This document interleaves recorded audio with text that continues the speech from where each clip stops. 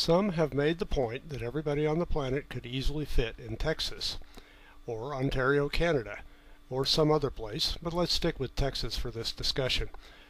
Then all the rest of the land area would be available for food production. Let's take a look at this idea.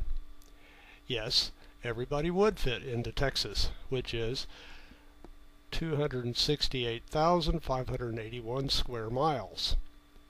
If we multiply by 27,878,400 square feet per square mile, Texas is a healthy 7,487,608,550,400 square feet. Divided by the current world population of 7 billion equals about 1,070 square feet per person, the size of a fairly typical, small by American standards, house. Makes Texas kind of crowded, and I bet the Texans already living there might have a problem getting accustomed to less elbow room. Now, where are we going to put the roads, garages, factories, offices, Walmarts, and Krogers? Not to mention power, water, and sewer plants, schools, churches, parks, lakes, hospitals, etc. Somebody put up a video saying all the people on the planet would fit, standing up, into a square mile and not fill it up. A few centuries ago, maybe. Today, you can still get them in there, but you have to stack them more than 500 feet high. All humanity would fill about 1/10 of a cubic mile, or a cube 2,450 feet on each side, about 14 billion cubic feet. So, let's have a look at all this land that these people are saying we can use for growing food. Antarctica is 1/10 of the land. It's the biggest part of the world's deserts. It's cold down there. 70% of the world's fresh water is locked up there as ice, and we hope it stays because if that ice slid into the ocean, sea level would rise an unbelievable 200 feet. The majority of people on our planet would have to move to higher ground. That's because most of the world's people live in low coastal areas. Beijing, Tokyo, New York, Los Angeles, Mumbai, London, Bangkok, Miami, the list goes on and on. There are no farms in Antarctica. No farming in the Himalayas either, or the U.S. Rocky Mountains. Not the Sahara Desert, which takes up a huge part of Africa and is taking up more of it every year. Deserts cover about 1/4 of the land's surface, give or take a few square miles. No farming the cities of the earth either. Cities cover 1 to 2% of the land area and are growing like a skin cancer.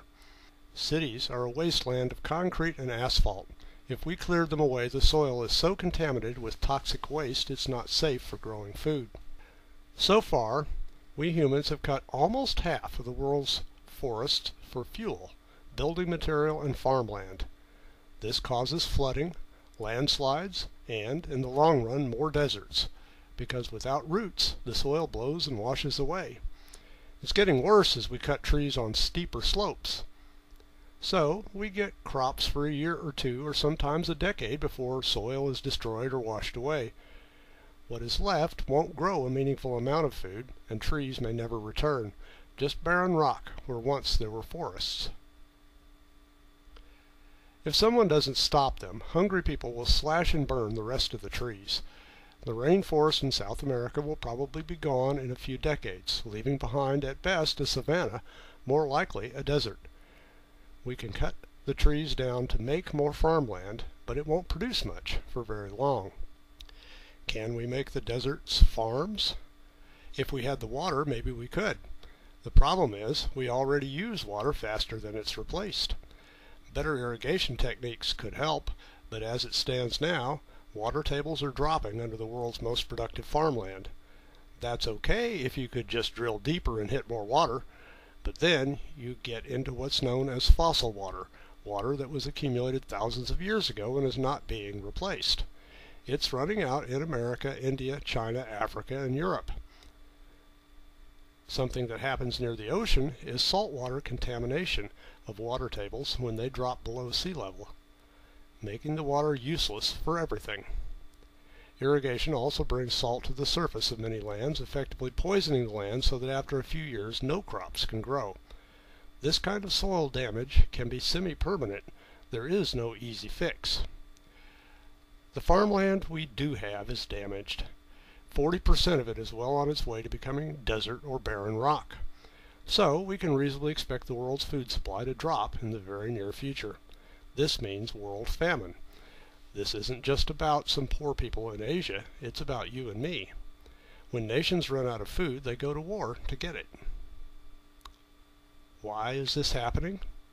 We don't try to control our fertility.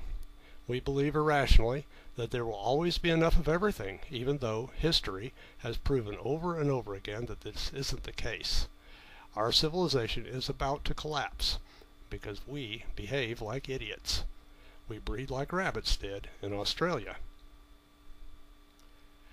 Your fair share of the earth is about 2 acres of farmland, about 4 acres of grassland too dry to farm, and 5 or 6 acres of trees. You have to share it with your kids. Let's say all told it adds up to 12 acres. If you have one kid, that one kid gets it all.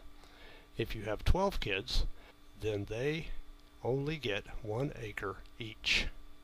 If each of those kids have 10 kids, well, you should get the idea by now. This overpopulation thing isn't all that hard to understand, is it?